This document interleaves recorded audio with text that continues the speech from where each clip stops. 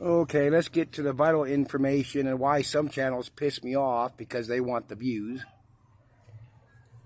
I want to show you something here and show you how pathetic people are on YouTube. This is a channel called Sin City Outdoors. I mean, they seem like good people. It's dad and his son. They live, I guess, in Vegas. Go fishing at Lake Mead. Here's some of their videos going back 3 months. 16,000 views, 604,000. When he did a thing at Lake Mead with the drying out the bodies showing up. Back to 13,000 views, 7.9. All of a sudden, look at this. Lake Mead is drying up part 2, 2.9 million views. Causing fish to boil, 440,000, 762, 237. Update at 4.3 million views, 2.8, 2.4 million. 2 days, 1 million views. Pause here, I'll show you why. This is Dane Wigington's channel on YouTube. Here's his last video from 2 days ago. And this man is 1,000% accurate in the 10 years he's been, I think 15 years now for his geoengineering watch. And this, go listen to his videos. There's no picture. He did a radio broadcast, and then he puts it on YouTube every Saturday. Look at his views, 19,000, 26, 27, 22. See that? This dude's been saying everything that everybody else is saying right now and realizing coming on the mainstream, and this man does not get near the fucking respect. They want, YouTube's got to be pushing that shit or something to go, excuse me, those two guys are all right, but compared to what's going on this planet, and specifically in this country, those two don't know jack shit, because I quit watching their videos, but they're, oh, we're going to prep and be, you're not going to prep and be prepared for that if you fucking live in Nevada. Give me a fucking break. But pause here. Again, Dane Wigington, geoengineeringwatch.org. Hi, my name is Jason Hansen. I'm a There's only ads at the beginning. You won't get no ads during his broadcast, but pause here. Okay, a couple clips. If we remain in the current course, air conditioning won't save anyone because there won't be any. We're already free-falling into a runaway climate collapse. The climate intervention operations radically accelerating the process. The equation is already exponential. Think feedback loops. On that note, this headline. Last week, from many sources, off the scale. Warmer Arctic Ocean fueling climate feedback loop faster than previously known. How many times have I said that this is coming? It's far worse than we're being told now. They're having to admit it because they can't hide it any longer. From that report, this statement.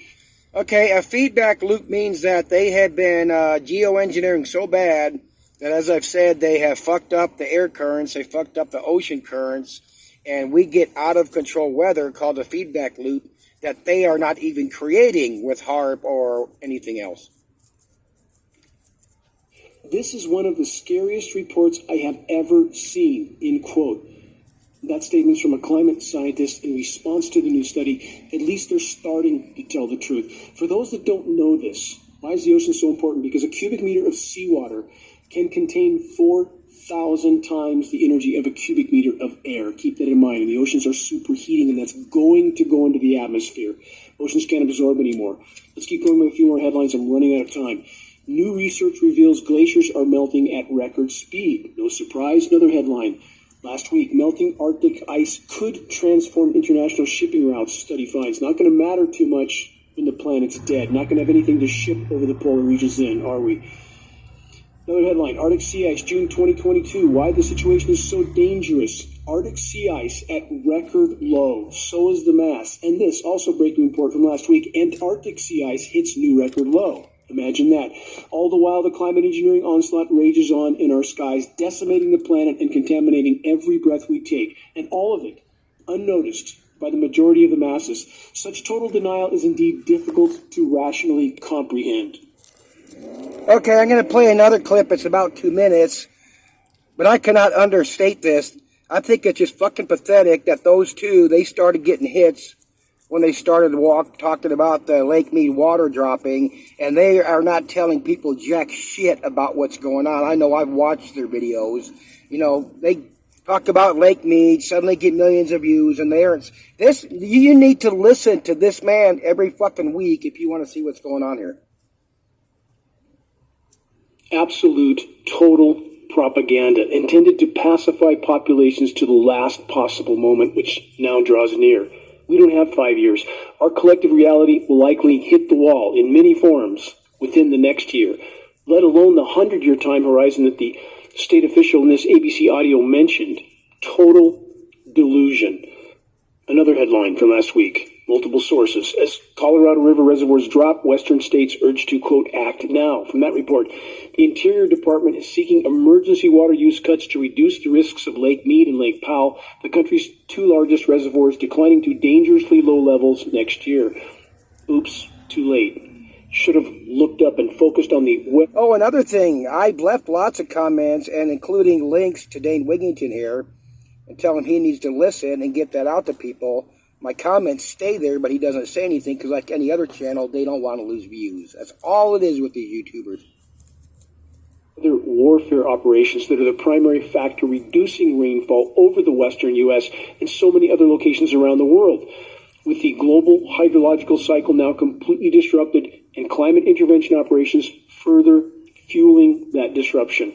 Biblical deluge is also occurring in countless other regions. That's what happens when you disrupt the hydrological cycle.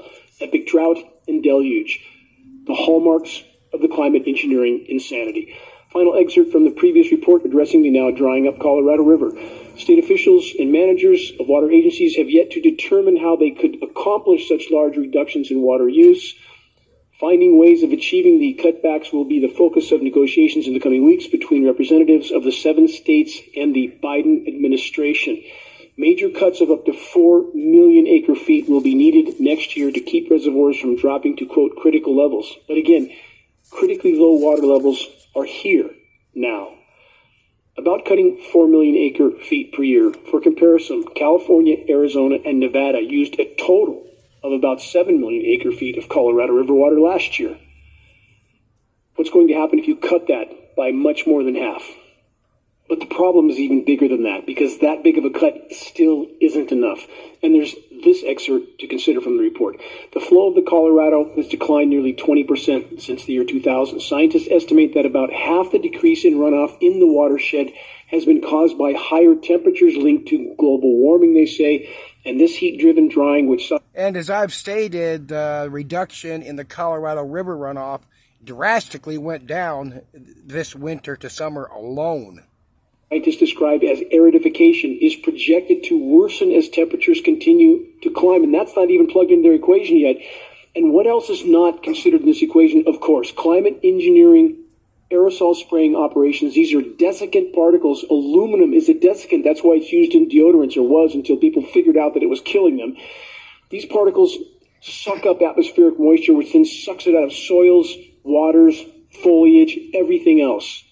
That is part of climate engineering, creating a scenario called VPD, vapor pressure deficit, which means the atmosphere sucks up all available moisture and flora shut down. They close their stomata, they stop breathing, they stop uptaking carbon, they stop releasing oxygen.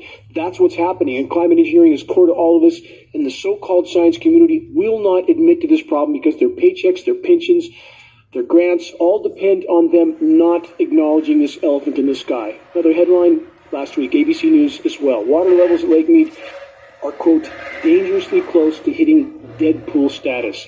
From that report, water levels in Lake Mead are continuing to deplete to dangerous levels, so much so that the reservoir could soon hit the, quote, dead pool levels. There's more. The minimum surface elevation needed to generate power at the Hoover Dam is 1,050 feet, according to the U.S. Bureau of Reclamation. The water levels at Lake Mead measured 1,043 feet Thursday morning, less than the minimum required to generate power. And for the record, Lake Shasta and Lake Orville in Northern California are following the same trajectory as Mead. So is Lake Powell. No water, no crop irrigation, no food, population powerless. Connect the puzzle pieces. On that note, a follow-up headline to the UN cutting emergency food rationing. UN Food Agency announces further refugee ration cuts as well, cutting these rations in half from already starving nations and now refugees. But wait, Bill Gates is here to save us, right? Or is he? Last week, this headline, Attorney General intervenes after Bill Gates buys a massive amount of farmland in North Dakota. Another point to ponder on this subject. Gates is already the largest farmland owner in the U.S. Though... Okay, I got to interrupt to show this. This is from June 2nd. This is the UN chief warning of a catastrophe from the global food shortage. And yes, it's going around the globe and it has been. Dane Wigington said, and I've repeated, that's the reason behind the thing that started at early 20. Okay. Wednesday, June 8th, the head of the United Nations has warned the world faces catastrophe because of the growing shortage around the globe. Oh, I didn't want that part, sorry. Where is it at? Dang here.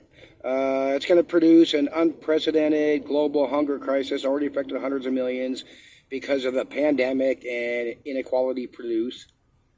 Oh, where's that part at? Of course, somebody's throwing in prepper foods. The real risk is that multiple famines will be declared in 2022. It's going on now. We're just not in this country. And 2023 could be worse. You can be guaranteed it's going to get worse. I mean, you can't produce food. The soil's not working without the fertilizer. That's why the fertilizer is so expensive. And then there's a feedback loop. This year's food issues right now, become next year's food supply shortage. No country will be immune to the social, economic repercussions of such a catastrophe. We are in that right now. Whatever you do for preps, if you got to move out of them states where it's the worst right now, I'm not shitting you. I'm not doing fair porn, prep porn to make a damn money off of anything. You need to move. Man, I'm telling you, you need to have somewhere you could go underground as this spreads the next few years. And if you can't get out of where it's already hot, and it's going to get hot as the next couple of summers go by, you got to figure it out. And in this report, this isn't the one where they warned by 2030, which is going to happen sooner because it's happening now. Of the 700 million that are going to be climate refugees, or they're just going to sit there and fucking die. And then on the other hand, you got dipshits like Marfugel and Dex pushing this kind of shit. Futuristic flying hotel, carry 5,000. Come on, fucking really? Give me a break. Look at that. Okay, remember shortly after the COVID thing got going, the food shortages, and they were talking about how the food banks were having trouble getting food. So what do you think was going on with the food stocks in them other countries like Africa and Ethiopia and all that? Africa, Sahel region facing horrendous food crisis. I bet they're dying off double, triple rate what they did 2 years ago, and we're just not hearing about it. As of 2020, more than 1/3 of the continent's population was undernourished in the whole of Africa. 282 million people were experiencing hunger, more than double the population proportion of any other region in the country. East Africa, 7.2 million at risk of starvation. Another 26.5 million face acute food insecurity. In other words, those are those skinny kids and people you see running around that are, minutes or a couple of days away from death. The immediate food crisis, millions could die in the coming months. I guarantee you they're dying right now. It's just not being out. They're just not putting it on the news. Okay, he was talking about Gates buying all that farmland as he has been. As I've stated in my BitChute videos, Bill Gates is not buying that for him. He's buying it for his New World Order buddies. It's all part of the agenda. He's just got the silent... He's the stooge. He's the money launderer, whatever you want to call it. It will do him no good. Not on a dead planet. Moving on, from Bloomberg, world faces shortages of popular food products. Just the beginning. And how about the price of gas? How about no gas? It's coming and already occurring in other parts of the world. Here's a case in point. From last week, Sri Lanka shuts down due to fuel shortage. Sri Lanka's entire public sector will be shut down as severe fuel shortages have crippled the island nation, which is facing an existential economic crisis. It's not just economic. It all relates to biosphere collapse and resource depletion.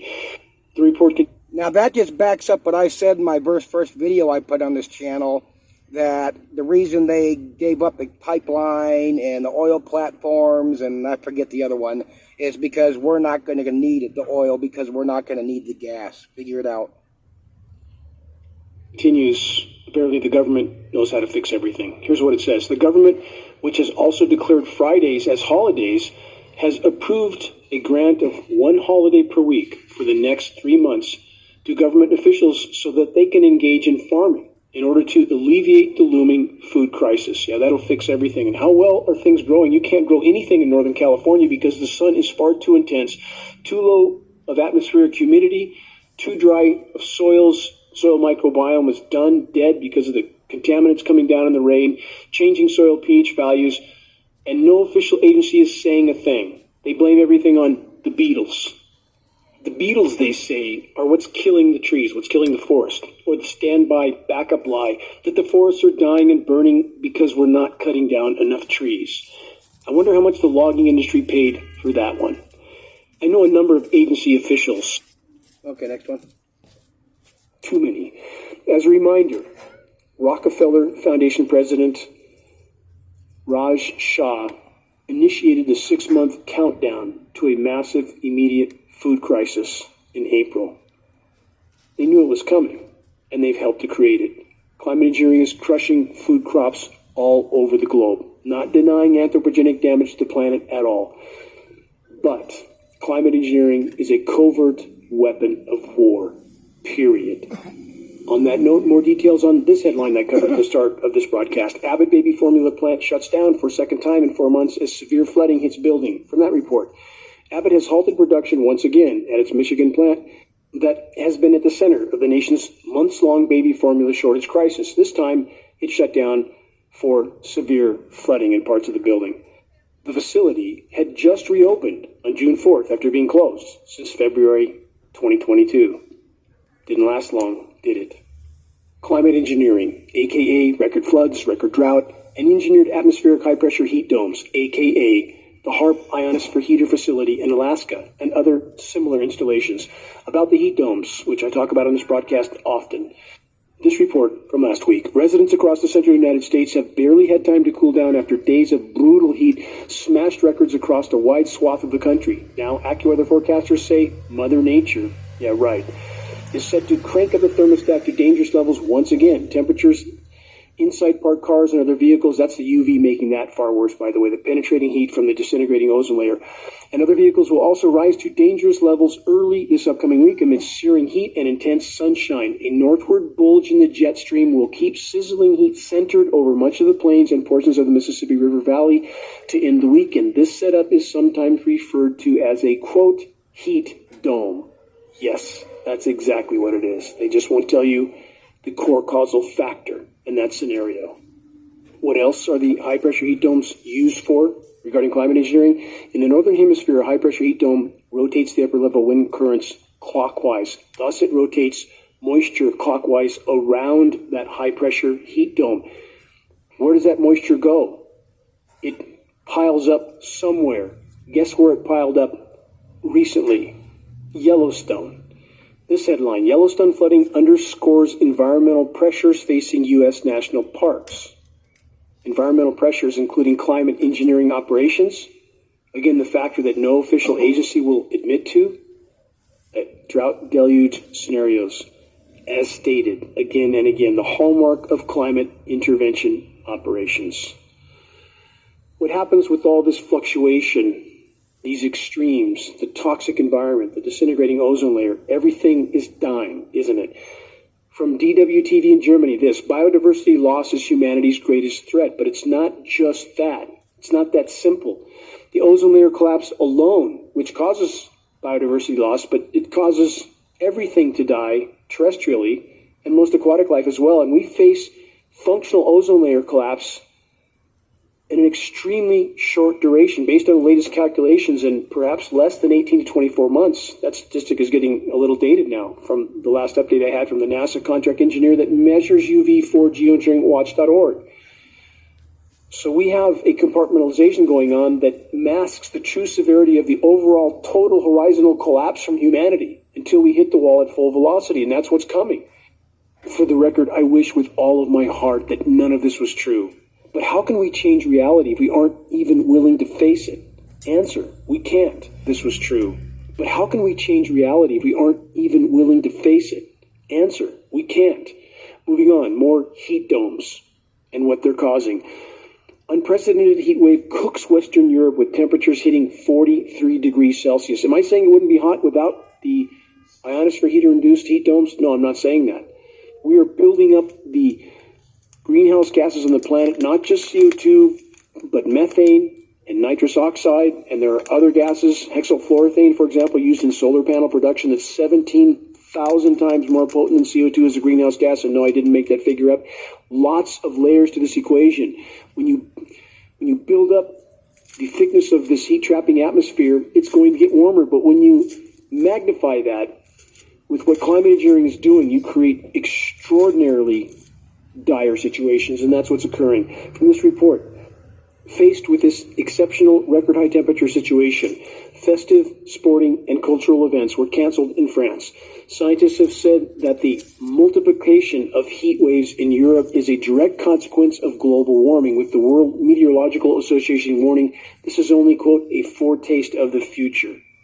None of these entities willing to admit to the climate engineering elephant in this equation again. Next headline from last week: scorching Middle East heat produces 126-degree temperatures in Iran. Millions set to swelter as intense heat builds for summer solstice, and it's not cooling off at night, and that is key. Nighttime temperatures rising twice as fast as daytime highs. Why? Because of the thickness of greenhouse gases not allowing that heat to escape, and because climate engineering also traps heat. It doesn't just deflect daytime high temperatures, it traps heat at night, disrupting the hydrological cycle, killing forests, which then increases even more heat. There are so many feedback loops in play at this moment. We are at warp speed heading toward near-term self-annihilation. Some in-depth details on that subject in a moment.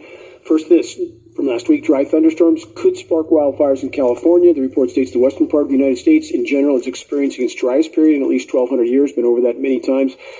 According to a recent peer-reviewed study published in the journal Nature of Climate Change, the Golden State has been plagued by significant drought for much of the last decade. We all know that.